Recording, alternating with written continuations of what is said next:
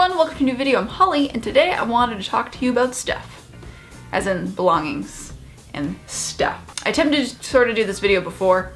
It didn't work. I had my finger on the microphone because I used my little camera. I basically wanted to do a before video of what I like to call my studio space. This is my studio. It's an attic space, and currently it's a disaster. It's a total mess. I've ripped open a bunch of totes. I've actually gone through half of it, maybe.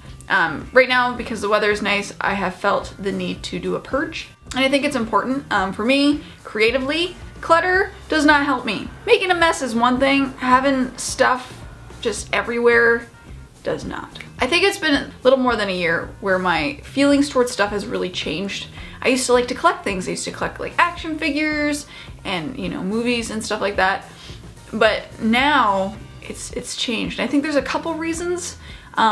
One, I lost some family members last year, and one of the biggest sort of challenges I've seen with the loss of family members is dealing with their stuff, because they, you know, that's what's left behind of them. What do you even do with it? So I've really started to analyze what I own and what's important, and I'm being mindful of the things that bring me joy. That's what's important.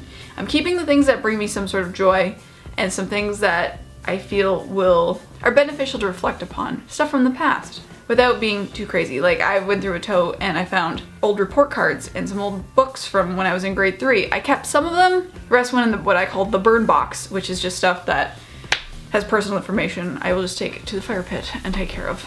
Another thing that really changed for me was when I broke up with my boyfriend. We had dated for 3.5 years, so it was a pretty significant relationship.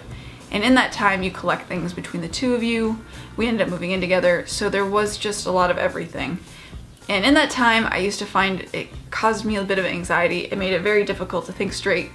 And since I moved on my own, having the second half of all that crap not there, it's really helped me. And now I realized it's been a year and there's some totes I have not opened since I moved that needed to be purged. Here are some tips on how I've been kind of dealing with my clutter. So number one, I had a collection of birthday and Christmas cards and stuff. I just kept one from every significant person kind of thing, and then just tossed the rest. It was given at that moment to celebrate that moment. There's no point on carrying that moment on forever. Gifts are a thing that are very difficult to deal with.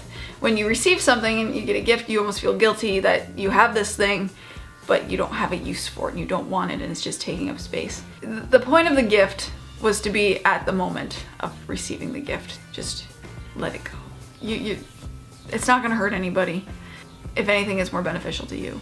Don't hold on to the past is another thing. I found a bunch of journals that I kept in like 7, 8, 9 high school. The only time I ever wrote in journals was when I was sad.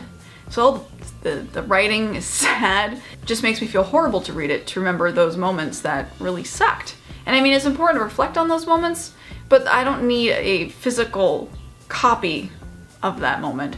So those went in the burn bin. They're going away from here. My brother came over recently and went through a bin of old toys from when we were kids, and we saved ones that we thought if either of us ever had children, they might enjoy, and got rid of the rest. Actually, I haven't gotten rid of the rest. They're going to a friend of mine who modifies action figures and makes them look really cool. So they're sitting in a box ready for transport. What else? I'm ditching a bunch of paintball gear just because I don't really play it. I've kept the basics. I'm getting rid of the rest. There's no point. Roller derby is where my heart is. Paintball's expensive and old news. What else did I go through in getting rid of? Clothing. Clothing's a big one. Sometimes you buy stuff and think, oh man, this was great. And it's not what you thought it was. Perhaps you're holding on to clothes that don't fit anymore with the hopes of it fitting one day. Don't do that. Just get rid of it. If it doesn't fit, don't wear it. If you haven't worn it over a year, get rid of it. Simple math. For me, stuff, it feels like it weighs me down. So that has been what I've been up to. Those are hopefully some tips that may help you with getting rid of stuff, because it's like a springtime thing. Spring cleaning 2018. Getting rid of crap that we don't need. Anyway, that concludes this video about stuff. I probably said stuff a million times in this video. You should maybe we should do like a shot challenge. Actually, don't do that. Alcohol's not good for you. Don't drink that. But yeah, I said that word a lot in this video. Thanks for watching. I hope you found some benefit here when it comes to dealing with clutter and all that jazz. And I will talk to you real soon. Bye.